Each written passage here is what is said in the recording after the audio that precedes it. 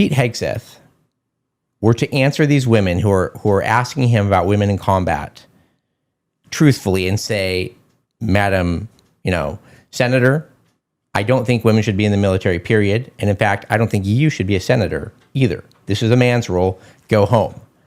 He would not get the confirmation.